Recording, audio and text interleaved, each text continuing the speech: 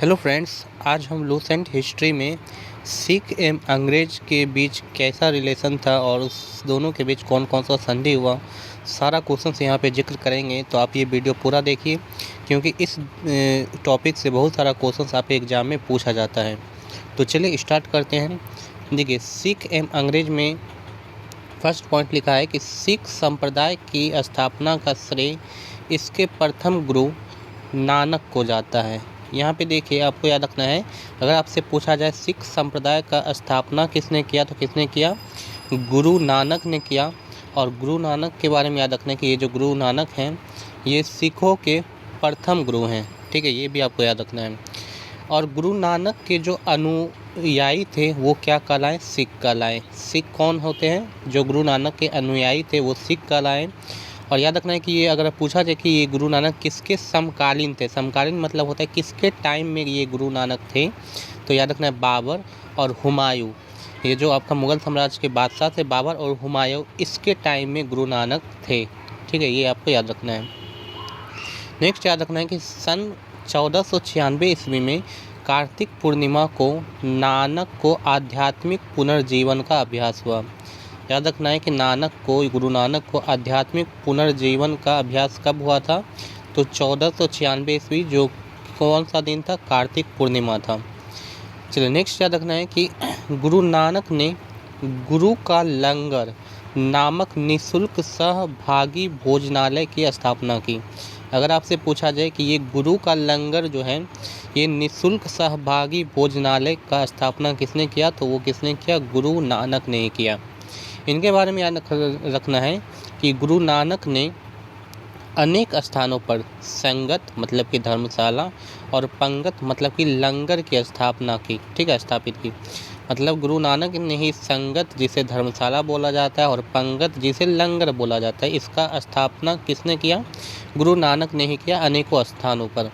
इसके बाद याद रखना है कि संगत और पंगत ने गुरु नानक के अनुयायियों के लिए एक संस्था का कार्य किया जहां वे प्रतिदिन मिलते थे।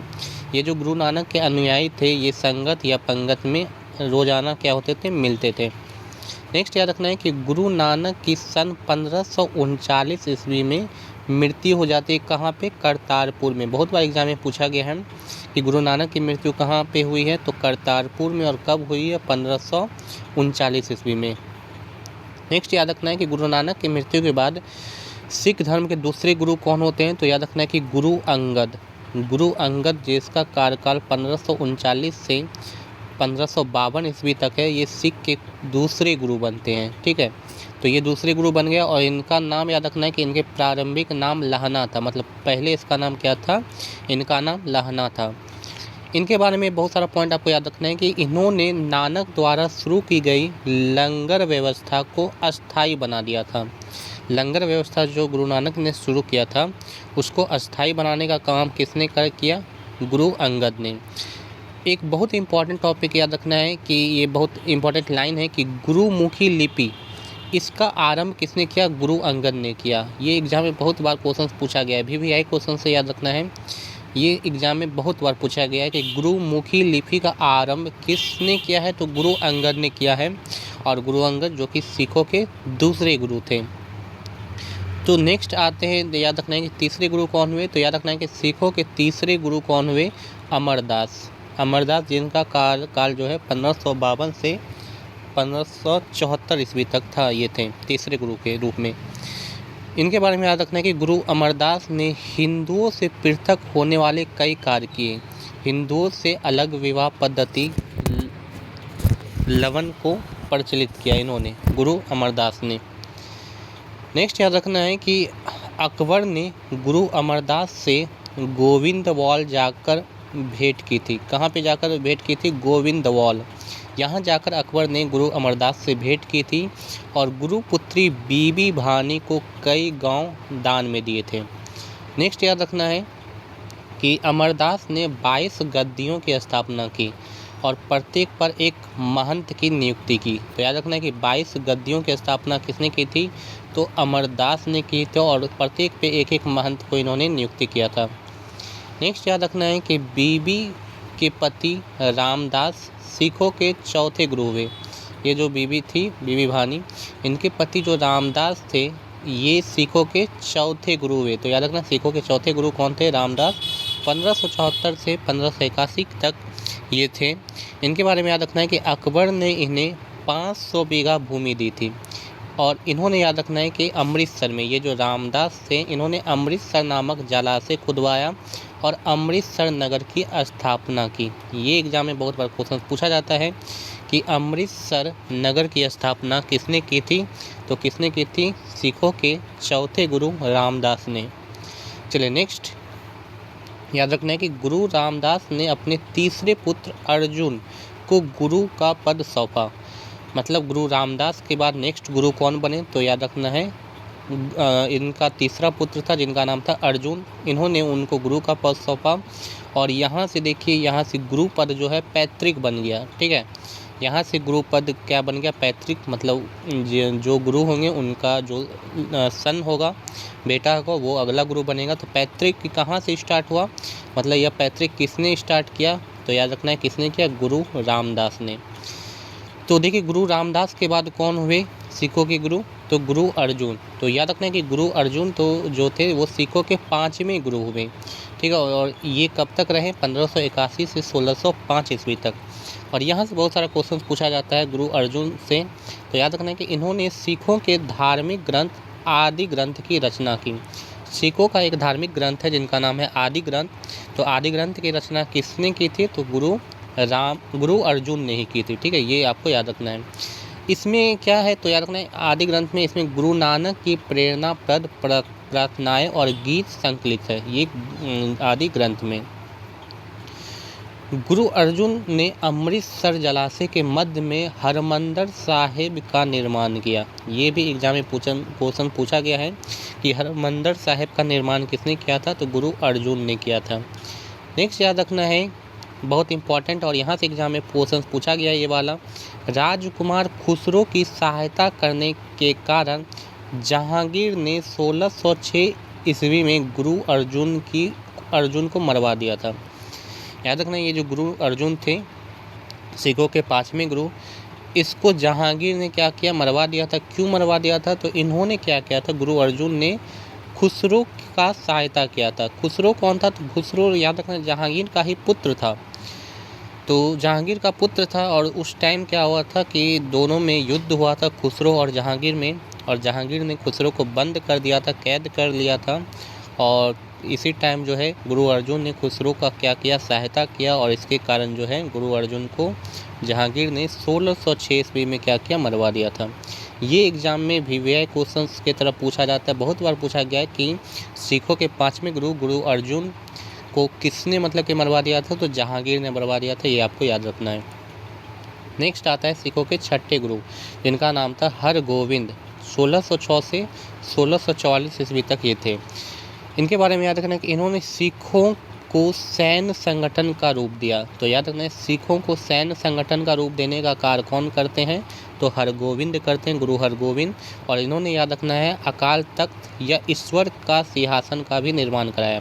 ये भी एग्जाम में क्वेश्चन पूछा गया है कि अकाल तख्त जिसको ईश्वर का सिंहासन भी बोला जाता है, इसका निर्माण किसने करवाया था? तो गुरु हरगोविंद ने ही करवाए थे। नेक्स्ट याद रखना है कि ये जो गुरु हरगोविंद थे, ये 2 तलवार बांधकर गद्दी पर बैठते थे और दरबार में नगारा बजाने की व्यवस्था इन्होंने की थी। और इन्होंने याद रखना है कि अमृतसर की किलाबंदी भी की थी। ठीक है, अमृतसर का किलाबंदी करने का काम कौन करते हैं? तो यही गुरु गोविंद जी करते हैं। नेक्स्ट याद रखना है कि गुरु गोविंद ने अपने आप को सच्चा पातशाह कहा। ये एग्जाम में बहुत बार पूछा गया है कि किस सिख गुरु ने अपने आप को सच्चा पातशाह कहा है? तो याद रखना है गुरु गोविंद सिंह ने अपने आप को सच्चा पातशाह कहा है।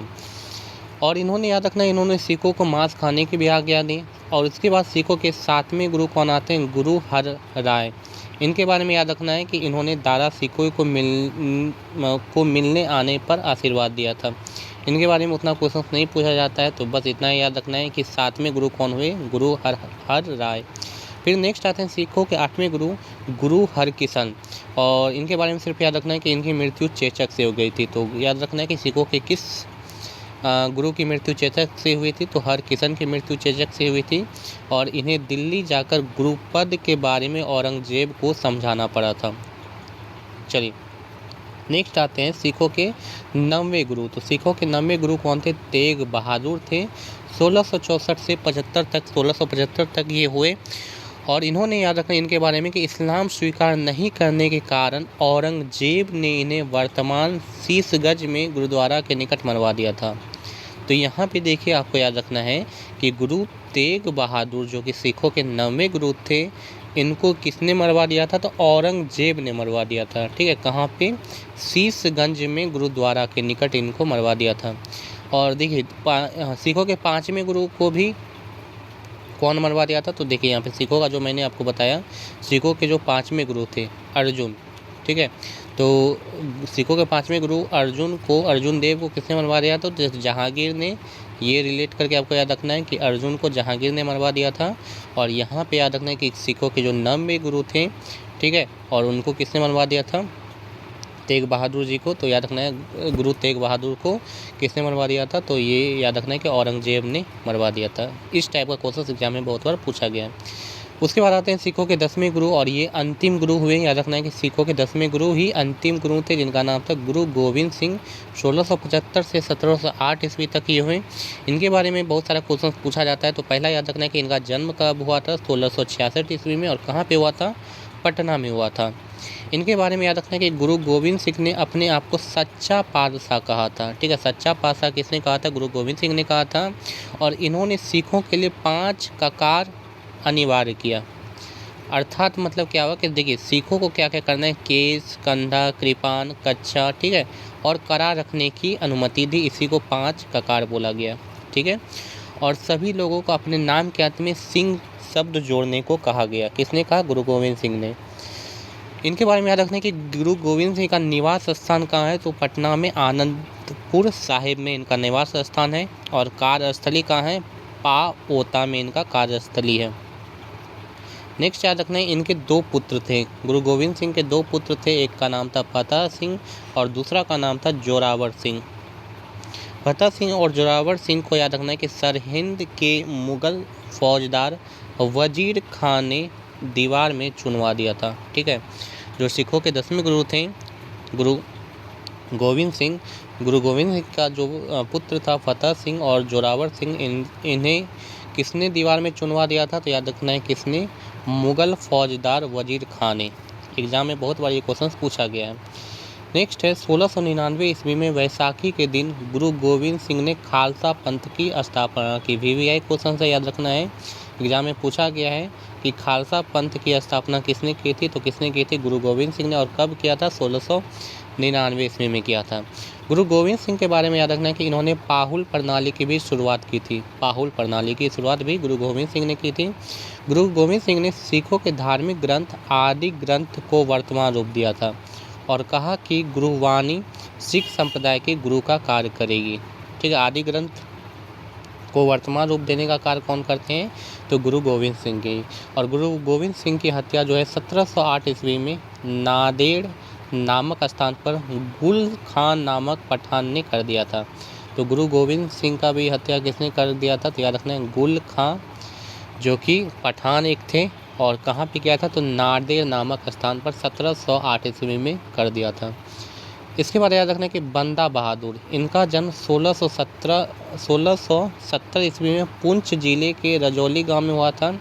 इसके बचपन का नाम लक्ष्मण दास था। इनके पिता राम देव भारद्वाज राजपूत थे। बंदा के बारे में याद रखना है कि बंदा का उद्देश्य पंजाब में एक सिख राज को स्थापित करना था। तो ये पंजाब में सिख राज्य को स्थापित करने का कार्य कौन करते हैं? तो बंदा बहादुर। इसके लिए इन्होंने लोहगढ़ को राजधानी बनाया था। इन्होंने कहाँ राजधानी बनाया था? लोहगढ़ को। इन्होंने गुरु नानक और गुरु गोविंद सिंह नाम के सिक्के भी चलवाए थे। ये भी एग्जाम में क्वेश्चन पूछा जाता है कि गुरु नानक और गुरु गोविंद सिंह के सिक्के किसने चलवाए थे? तो बंदा बहादुर ने ही चलवाए थे। याद रखना कि बंदा ने सरहिंद के मुगल फौजदार वजीर खां की हत्या कर दी थी। और वजीर खां के बारे में अभी मैंने बताया कि ये जो वजीर खां थे, इन्होंने क्या किया था? इन्होंने जो गुरु गोविंद सिंह के 2 पुत्र थे, इनको दीवार में चुनवा दिया था। इसलिए जो है बंदा ने वजीर खान की क्या कर दी थी, हत्या कर दी थी।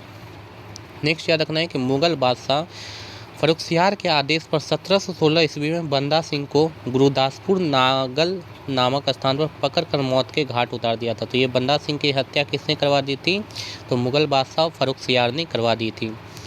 नेक्स्ट याद रखना है कि शाहदरा कत्लगढ़ी के नाम से विख्यात जहां बंदा ने हजारों मुगल सैनिकों को मौत के घाट उतार दिया था।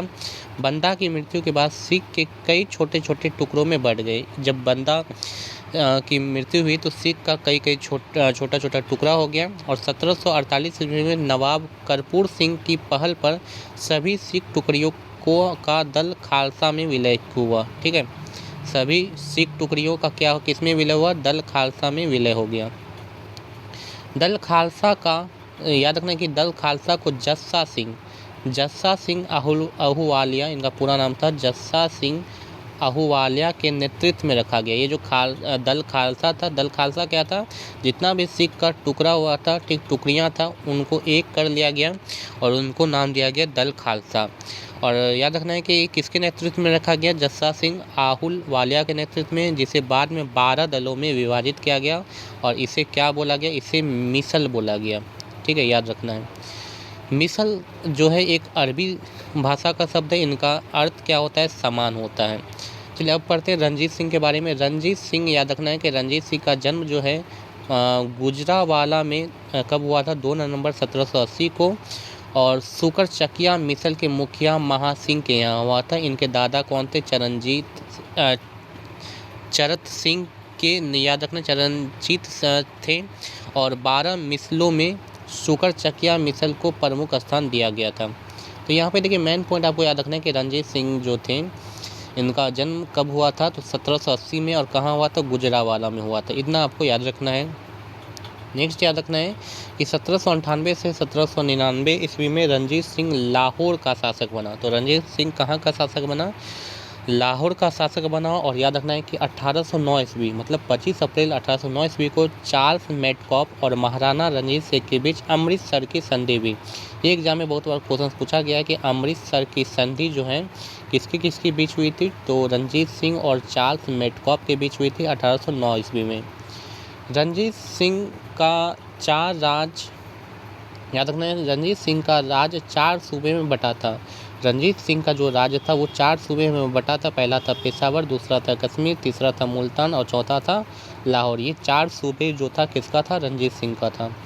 महाराजा रणजीत सिंह का विदेश मंत्री फ़कीर अजीउद्दीन एवं वित्त मंत्री कौन था, दीनानाथ था। याद रखना है कि विदेश मंत्री कौन थे, फ़कीर अजीउद्दीन, और वित्त मंत्री कौन थे, दीनानाथ, महाराजा रणजीत सिंह के। और महाराजा रणजीत सिंह की मृत्यु कब हो जाती है, तो याद रखना इनकी मृत्यु 1839 में हो जाती है।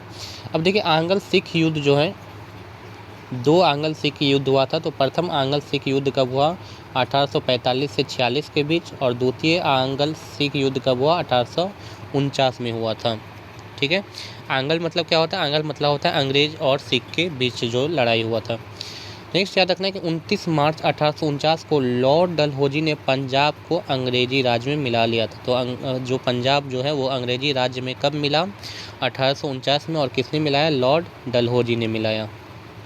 चलिए नेक्स्ट याद रखना है कि अंग्रेज और सिखों के मध्य जो संधि हुई थी, तो पहला हुआ था लाहौर की संधि, दूसरा हुआ था भैरोवाल की संधि। तो लाहौर की संधि हुआ था 9 मार्च 1846 ईस्वी को, और भैरोवाल की संधि हुई थी 22 दिसंबर 1846 ईस्वी को। तो दोनों संधि देखिए एक ही ईयर में हुआ है, तो इसको याद रखना बहुत ही मतलब कि आसान है। इसके बाद है, इस संधि के तहत राजा दिलीप सिंह के संरक्षण हेतु अंग्रेजी सेना का प्रवास पंजाब में मान लिया गया। तो इस संधि में क्या हुआ, राजा दिलीप सिंह का संरक्षण दिया गया अंग्रेजी सेना के द्वारा। इसके बाद चलिए और इम्पोर्टेंट पॉइंट जो आपसे एग्जाम में पूछा जा सकता है, देखिए इसके बाद नेक्स्ट इम्पॉर्टेंट पॉइंट जो है, अब यहाँ पे ये वाला पॉइंट याद कर सकते हैं।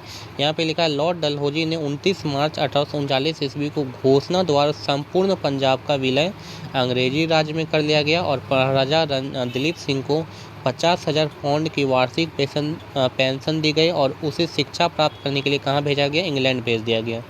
और याद रखना कि सिख राज्य में जो कोहिनूर हीरा था, प्रसिद्ध कोहिनूर हीरा, इनको किसको भेज दिया गया? ये जो हीरा था महारानी विक्टोरिया को भेज दिया गया।